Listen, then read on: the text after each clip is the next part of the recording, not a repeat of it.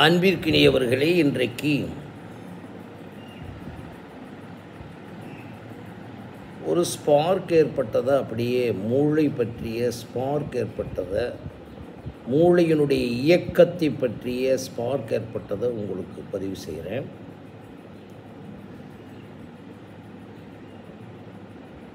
நம்முடைய மூளையில் இருக்கக்கூடிய நியூரான்களின் எண்ணிக்கை இன்றைக்கு அறிவியல் பூர்வமாக 10,000 கோடி நியூரான்கள் இருக்கின்றன. அதை 8,000 கோடி 8,600 கோடி என்று சில கணிப்புகள் கூறுகின்றன. ஒட்டுமொத்தமாக போகும்போது இது பல கோடிகள் செல்கள் ஆனது என்பதை நம்ம முதல்ல முடிவு பண்ணிக்கிறோம். அது எளிமையாக புரிஞ்சுக்கிறலாம். நம்முடைய மூளைக்குள்ளே இருக்கக்கூடிய ஒட்டுமொத்த செல்களும் ஒட்டுமொத்தமாக இருக்காது. அதை இன்றைக்கி அறிவியல் பூர்வமாக, மருத்துவபூர்வமாக frontal lobe, parietal lobe, occipital lobe, temporal lobe என்று பிரித்து பார்த்து அந்த ஒவ்வொரு லோபுக்குள்ளேயும், அதாவது ஒவ்வொரு பகுதிக்குள்ளேயும் அதனுடைய இயக்கம் என்ன, அதுக்குள்ளே பிட்யூட்ரி சுரப்பிகள், நியூ கார்டெக்ஸ் எல்லாமே இப்போ மருத்துவ ரீதியாக கண்டுபிடிச்சிட்டாங்க. பட் நம்ம கான்செப்ட் எப்படின்னா, இப்போ ஒவ்வொரு மனிதனுக்கு இது மூளை உள்ளவர் யாரும் ஏழை இல்லை என்பதை போல் நாம் எடுத்துகிட்டு வந்துட்டோம். இதை 100% பயன்படுத்துவதற்கு முயற்சி செய்து கொண்டே இருக்கிறோம். அந்த 100% பயிற்சி பண்ணி அதனுடைய அதை நம்ம அதை ஆக்டிவேட் பண்ணதுனால தான் இன்றைக்கி நமக்கு முன்னால் இருக்க இணையதளம் உட்பட இன்டர்நெட், அதுக்கு ஆயிரக்கணக்கான விஷயங்கள் இருக்குது. உங்களுக்கு தெரியும், உலகம் ஒரு கைக்குள்ளே வந்துருச்சு. ஓகே, பட் இதில் ரெண்டையும் நீங்கள் புரிஞ்சுக்கிற வேண்டிய விஷயம், இதை அப்படியே நம்மளுடைய இன்டர்நெட் விஷயத்தை அப்படியே எடுத்துக்கிட்டு நம்ம ஒரு 5G 8G உள்ள நம்பர் 1 இன்டர்நேஷ்னல் ஃபோன் வச்சுருக்கோம்னு வச்சுக்கோங்க. அந்த ஃபோன் வெறும் நம்ம சாதாரணமாக ஹேண்டில் பண்ணும்போது ஆஃப் பண்ணிட்டோம்னா அதோடய ஸ்க்ரீன் பிளாக்காக தான் இருக்கும். மறுபடியும் நம்ம ஆன் பண்ணிவிட்டு அதோடைய ஆப்ஸ் இருந்தாலும் சரி, அல்லது அதுக்குரிய கூகுள் இருந்தாலும் சரி, அதுக்கு குரோம் இருந்தாலும் சரி, நீங்கள் உங்களுடைய பாணியில் எந்த பாணியில் நீங்கள் இயக்க விரும்புகிறீங்களோ அதை ஒரு டச் பண்ணால் அதுக்குள்ளே கொட்டும். என்ன கொட்டும், நீங்கள் என்ன நினைக்கிறீங்களோ. இப்போ அமெரிக்காவை பற்றி ஒரு விஷயம் நீங்கள் விரும்புகிறீங்க அப்படின்னு வச்சுக்கோங்க. இதில் எல்லாம் உங்களுக்கு தெரிஞ்ச விஷயம் தானே. எல்லாமே வேணும்ன்றது கொட்டும், இல்லைன்னா அதனுடைய சார்பு உள்ளது கொட்டிடும். உதாரணமாக சுவாமி விவேகானந்தர்னு போட்டிங்கன்னா சுவாமி விவேகானந்தரை பற்றிய மேட்ரு பூரா கொட்டும். அதே மாதிரி நீங்கள் சயின்ஸில் என்னென்ன ஆய்வுகள் பற்றி கேட்குற ஆர்டிஃபிஷியல் கொட்டும். இது உங்களுக்கு தெரிஞ்ச விஷயம். இது எப்படி கொட்டுது என்பதற்கு ஒரு சயின்டிஃபிக்கான ஒரு கனெக்டிவிட்டி பண்ணிட்டோம் நம்ம. அந்த சயின்ஸ் தானே டச்சு, அந்த சயின்ஸ் தானே டவர், அந்த சயின்ஸ் தானே. ஸோ இது தெரியுதுங்களா? இது சேம் திங்கு உங்கள் பிரெயினில் இருக்கக்கூடிய 10,000 கோடி நியூரான்களிலும் இருக்கக்கூடிய, அப்படியே வந்தீங்கன்னா மரபணு திறன்களின் துகள்கள், கண்ணுக்கு தெரியாத மரபணு திறன்களின் துகள்கள். அதே மாதிரி உடம்பில் இருக்கக்கூடிய மினிமம் 37 ட்ரில்லியன் செல்கள் இருக்குது. அதை வேணால் பல லட்சம் கோடி செல்கள் இருக்கின்றன. இவைகள் எல்லாமே எப்படி இன்டர்நெட்டில் பயன்படுகிறதோ அது மாதிரி அதை ஆக்டிவேட் பண்ணால் இந்த உலகத்தில் இருக்க எல்லாத்தையும் கொண்டு வந்துடும். எப்படி ஒரு பெஸ்ட்டு ஆண்ட்ராய்டு ஃபோன் இந்த சேட்டலைட்டில் நிரப்பப்பட்ட, இந்த யூடியூப்பாக இருக்கட்டும் எதாக இருக்கட்டும் சேட்டலைட்டில் தானே வருது. அந்த சேட்டலைட்டில் நிரப்புறது என்பது ஒரு ஃபார்ம்ஸ் வச்சுருக்காங்க சயின்ஸ், அவ்வளோதானே. அதே மாதிரி சுவாமி விவேகானந்தர் சொன்னது மாதிரி நீங்கள் இந்த ஏஐ கண்டுபிடிக்கிறதுக்கு முன்னாலே, இந்த சேட்டலைட்டை நீங்கள் வந்து விஞ்ஞானபூர்வமாக அணுவதற்கு முன்னாலே, இந்த ஒட்டுமொத்த பிரபஞ்சத்திலையும் ஒட்டுமொத்த ஆற்றலும் அறிவும் கலந்துருக்கு. அதை சுவாமிஜி சொல்கிற விஷயத்தை எடுத்துக்கங்க. இந்த இடத்துல அப்படித்தான் நான் ரிலேட் பண்ணுறேன். You have unlimited energy, you can do anything and everything, believe in தட்னு சொன்னார். அதாவது உனக்கு வந்து உன்னுடைய உடம்புக்குள்ள அன்லிமிட்டெட் எனர்ஜி, எல்கையற்ற சக்தி இருக்குது, எல்கையற்ற அறிவுகள் இருக்கின்றன, ஆற்றல் இருக்கணும். நீ நினச்சதெல்லாம் செய்யலாம், யூ கேன் டூ எனிதிங், அதை நம்புன்னு சொல்கிறார். பட் அதை எப்படி செய்வது அப்படின்னா, எப்படி வந்து ஆண்ட்ராய்டு ஃபோனில் இருந்து சேட்டலைட் இருக்கக்கூடிய டவரில் இருக்கக்கூடிய பிரபஞ்சம் பூரா பரவி இருக்கக்கூடிய மேட்ரை பூரா நீங்கள் எடுக்கிறீங்களோ, என்ன எடுக்கிறீங்க, பிரபஞ்சமத்துனா உலகத்தில் இருக்கக்கூடிய அத்தனை ஸ்போர்ட்ஸ் வேணுமா, அதை ஏன் ரொம்ப பேசணும்னா எல்லாருக்கும் தெரிஞ்ச விஷயம் தான். ஐஏஎஸ் படிக்கணுமா, என்ன பாடம் வேணும் வந்துடும், 8th படிக்கணுமா வந்துடும். ஓகேயா, இதுக்கு ஒரு ஃபார்முலா கண்டுபிடிச்சிட்டாங்கல்ல, அதே மாதிரி நம்ம மூளைக்குள்ளே வாங்க. நீங்கள் இவங்க கண்டுபிடிச்சது எடுத்தது கொஞ்சோண்டு தான், ஆனால் இந்த பிரபஞ்சம் முழுவதும் பரவி இருக்க ஆற்றல் இருக்குது. அதை வந்து நம்மளுடைய ஞானிகள் ஈஸியாக சொல்லியிருக்காங்க. Universe in your mind or brain அப்படி வச்சுக்கோங்க. அண்டத்தில் இருக்கக்கூடிய அனைத்தும் உங்களுடைய பிண்டத்தில், இந்த உடம்பில் இருக்கிறது. இந்த உடம்பு என்பது என்ன, உடம்பிற்குள் இருக்கக்கூடிய செல்களில் இருக்கிறது. அப்படித்தான், மற்ற ஒவ்வொன்றா போயிட்டு இருக்க வேணாம், உறுப்புகளில் அப்படிலாம் போகணும். அந்த செல்களில் இருக்கக்கூடிய அடிநாதமாக இருக்கக்கூடிய மூளையில் இருக்கக்கூடிய மரபணு திறன்களில் இருக்கிறது. தட் இஸ் டிஎன்ஏ ஆறு ஜெனட்டிக்கல் இன்டெலிஜென்சஸ். இதுக்கு அடியில் தான் உங்களுக்கு என்ன இருக்குன்னா, இதுதான் நீங்கள் கண்டுபிடிக்க முடியாத ஒன்று, ஆனால் உணர்ந்துக்கிட்டே இருக்கிறது. நான் அடிக்கடி சொல்லுவது நீங்கள் புரிந்து கொள்ள முயற்சி பண்ணுங்கள். அன்பு என்ற அதிர்வலையும், உண்மை என்ற அதிர்வலையும், இரக்கம் கருணை என்ற அதிர்வலைகளெல்லாம் அதற்கு கீழே இருக்கிறது. அதற்கு கீழே தான் என்னை பொறுத்தளவில் இவர்கள் இதுவரை போராடி கொண்டிருக்கிற சோல், ஆத்மா இருக்கிறது. அந்த ஆத்மாவினுடைய மூலம்தான் பரமாத்மா. இது என்னுடைய அனுபவம். இப்போ இவங்க எல்லாம் போரிட்டுக்கிட்டே இருக்காங்க, எல்லாம் பயங்கரமாக சொல்கிறாங்க, ஆத்மாவை அறிந்து விடு, ஆத்மா என்றால் நான் தான் ஆத்மா.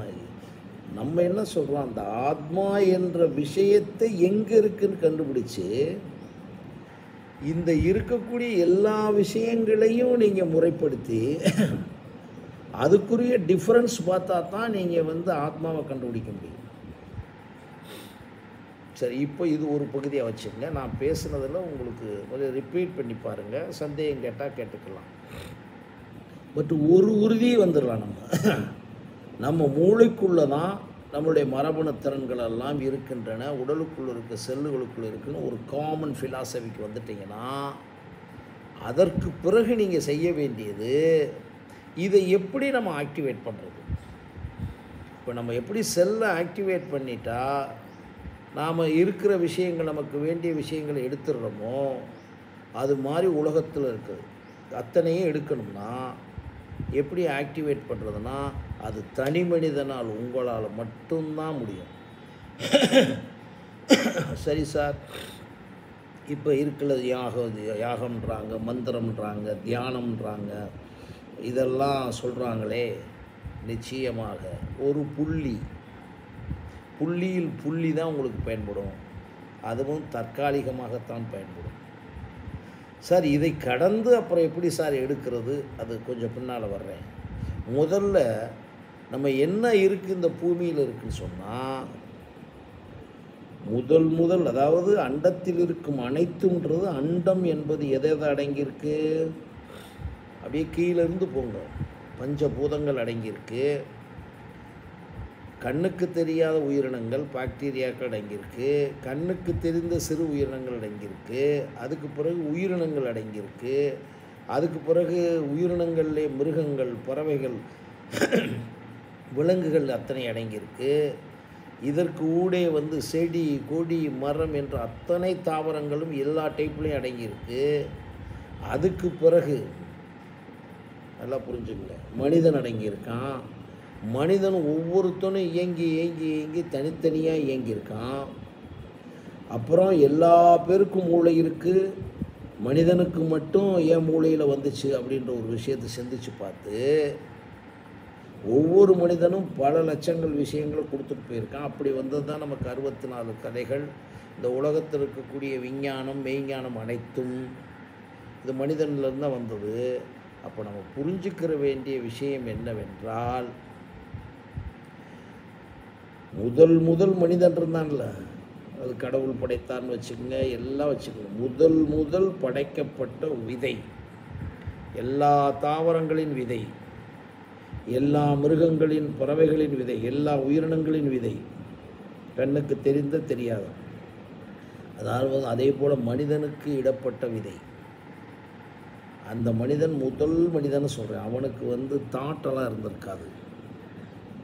யோசிச்சு பாருங்கள். அந்த தாட் எப்படி வந்ததற்கு பல்வேறு ரகசியங்கள் சொல்கிறேன். எனக்கு என்னுடைய அனுபவத்தில் நான் சுய ஆய்வு பண்ணேன். இது ஒன்றும் பெரிய லேபில் வச்சு பண்ணுறப்ப.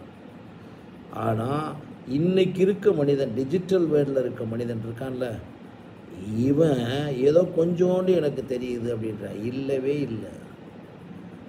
உலகத்தில் முதல் மனிதன் தொடங்கி, அவனுக்கு முதல் எண்ணம் தொடங்கி, அதை அறிவாகி, நுண்ணறிவாகி, பகுத்தறிவாகி, விஞ்ஞானமாகி, மெய்ஞானமாகி, மெய்யுணர்வாகி, உளவியல் உணர்வாகி, உலகியல் உணர்வாகி, இயற்கை உணர்வு அத்தனையும்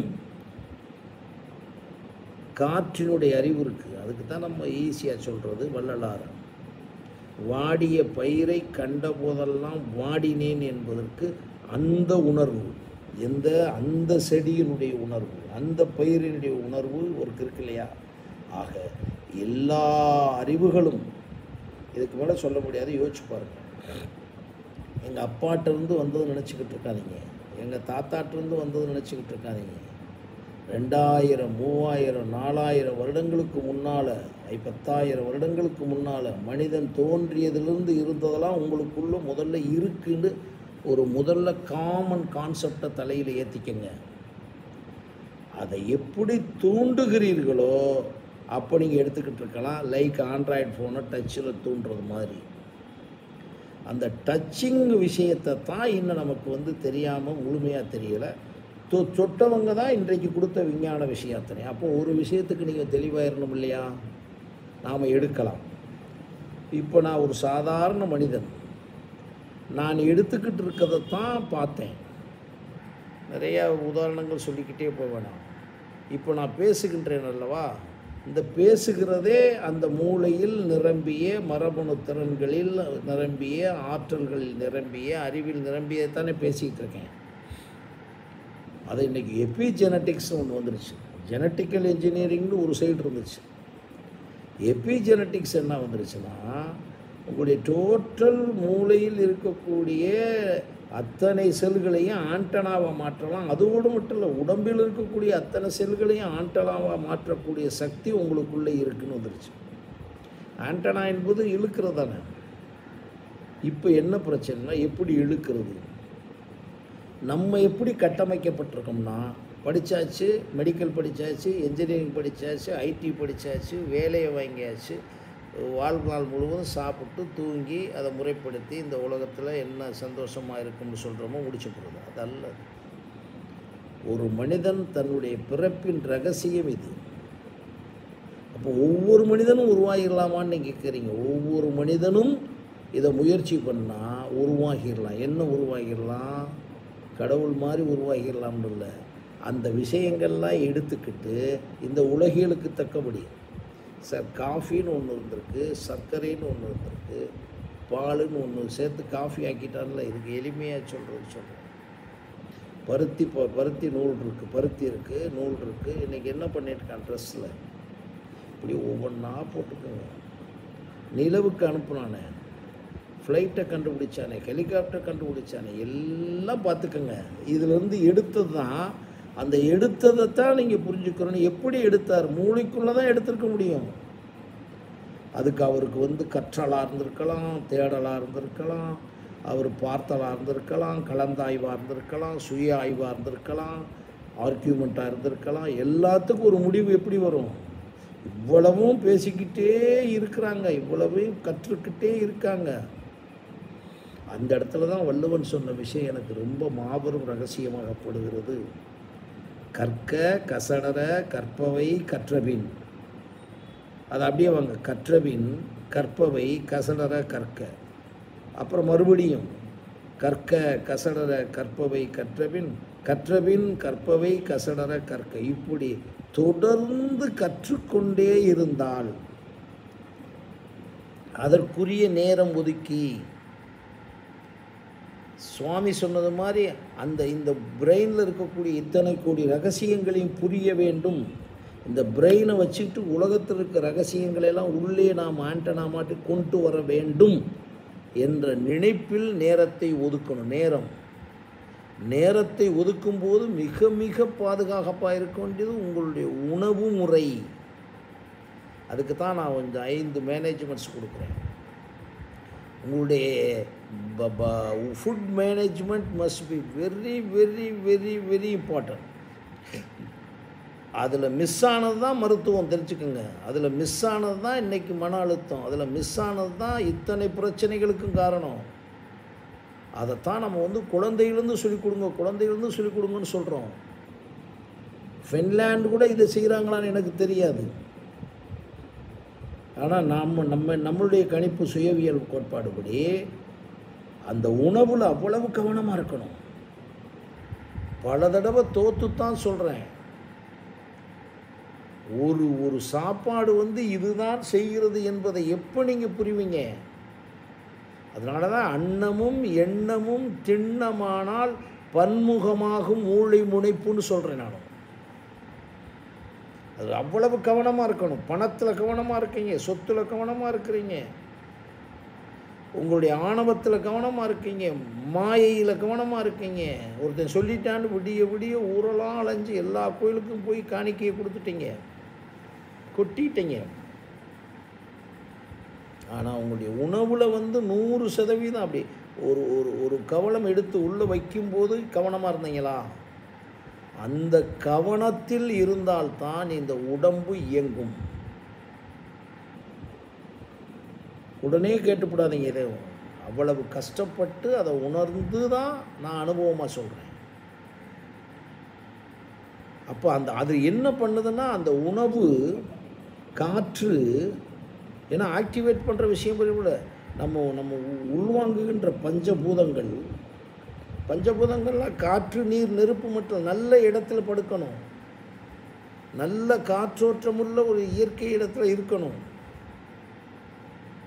நல்ல பூமியில் இருக்கணும். அப்போ சூழல்கள் பாருங்கள், இவ்வளவையும்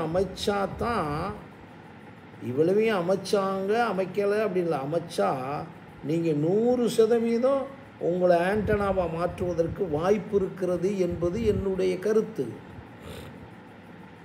அப்போ நீங்கள் உலகத்தில் இருக்க எல்லாமே எடுக்க முடியும். அதற்கு ஃபுட் மேனேஜ்மெண்ட் ஒன் சைடு, அடுத்து டைம் மேனேஜ்மெண்ட் ரொம்ப கேர்ஃபுல்லாக இருக்கும். இல்லைன்னா கெட்டு போயிடும். நுனிப்பில் மேகிற வேலையோ ஏதோ கேட்குற வேலையெல்லாம் முடியாது. அதனால தான்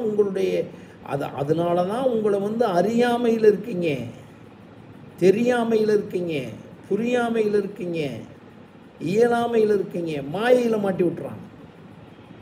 உங்கள் முயற்சி என்பது இந்த பூமியவே ஆட்சி செய்யக்கூடிய சக்தி இருக்கின்றது உங்களுக்குள்ளே இருக்குது என்பது சுவாமி விவேகானந்தர் மட்டும் சொல்லலை.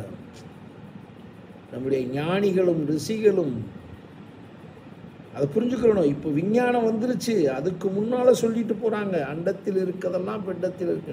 இன்றைக்கி அமெரிக்காவில் ஸ்டான்போர்டு யூனிவர்சிட்டி, அந்த யூனிவர்சிட்டி, ஆக்ஸ்போர்டு, என்னென்ன யூனிவர்சிட்டியில் ஆராய்ச்சி பண்ணி ஆமாம் இருக்குன்னு கொண்டாந்துட்டாங்க. இருக்கிறதுக்கு உதாரணம் இப்போ நாம் இப்போ கண்டுபிடிச்ச ஏஐ எப்படி வந்துச்சு?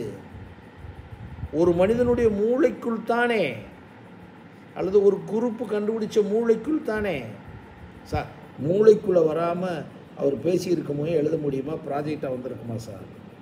இயேசு கிறிஸ்து காலத்திலேயோ முகமது நபி காலத்திலேயோ வச்சுக்கோங்க, ஒரு செய்திக்கு அவங்க பேசுனாங்க, அதை எப்படி எழுதுனாங்கன்றது விஷயம். ஆனால் பேசுனாங்கல்ல, பேசுனது எங்கேருந்து வரும்? நேராக ஆண்டனா போடக்கூடாது, மூளைக்குள்ளே வந்தால் தான் வரும். இப்போ நான் பேசுகிறேன் என்றால் பேச்சு அல்லது, இந்த பேச்சினுடைய ஒவ்வொரு வார்த்தைகளும் இந்த மூளைக்குள் நடந்த, உங்களுடைய மரபணு திறன்களில் நடந்த, நீங்கள் சேமித்து வைத்திருக்கக்கூடிய ஆற்றல்களில் நடந்த, நீங்கள் சேமித்து வைத்திருக்கிற அறிவில் அடர்ந்த ஒரு சின்ன ஸ்பார்க்கு. நான் 10 வருஷத்துக்கு முன்னால் பேச முடிஞ்சுச்சா? இல்லை 10 நாளைக்கு முன்னால் இதை பேச முடிந்ததா?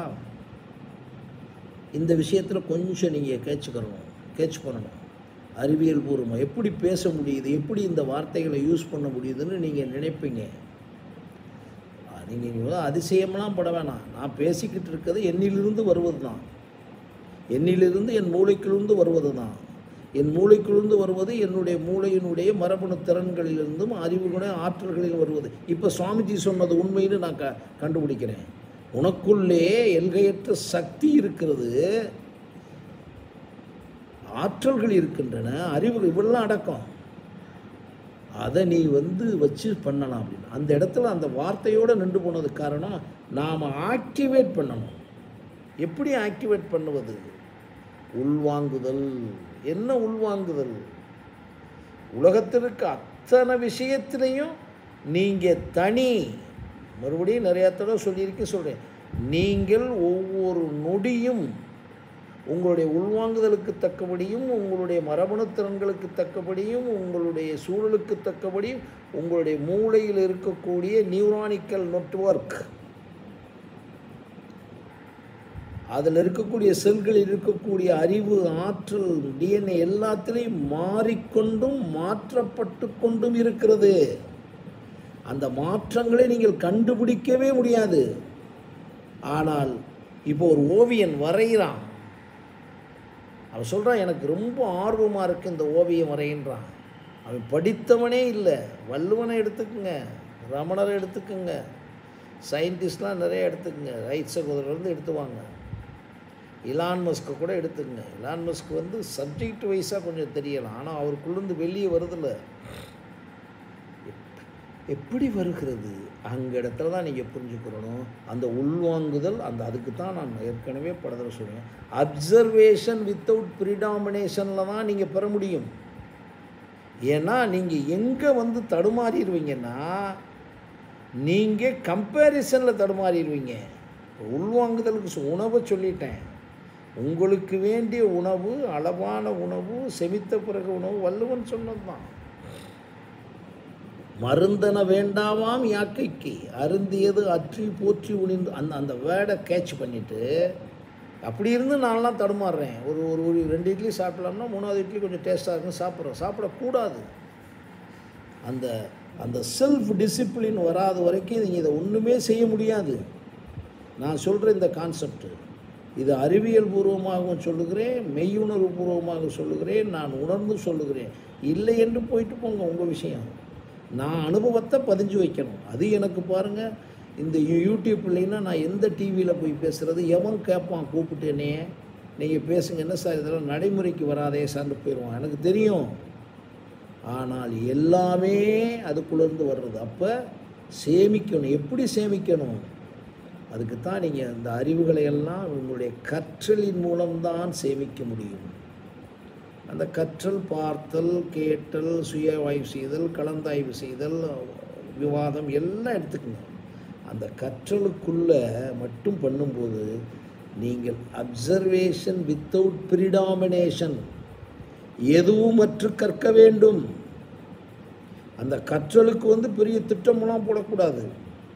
இதை பார்த்தா நம்ம பெரிய சயின்டிஸ்ட் ஆயிடுவோம், இந்த சயின்டிஸ்ட் ஆனால் பெரிய ஆளாயிருவோம், அதுக்கு பணம் வந்துடும், வீடு கட்டிடுவோம். அது மாதிரி இந்த உலகத்தில் இருக்கக்கூடிய நான் என்ற இந்த உடம்பு, அறிவு, ஆற்றல் எல்லாம் மரபணு திறன், மனச்சாட்சி எல்லாமே தனி. There should not be any comparison and compromise. அந்த கம்யூனிகேஷன் எப்படி இருக்கணும்னா, உள்வாங்குதலுக்கும் அந்த செயலுக்கு எப்படி இருக்கணுன்றதுக்கு ஒரு வரி சொல்லுங்கள். Consistency of communication and action continuously and consciously without any compromise and comparison with scientific time management, scientific food management, scientific brain management, scientific body management, scientific potential management. இதெல்லாம் விளக்குறேன்.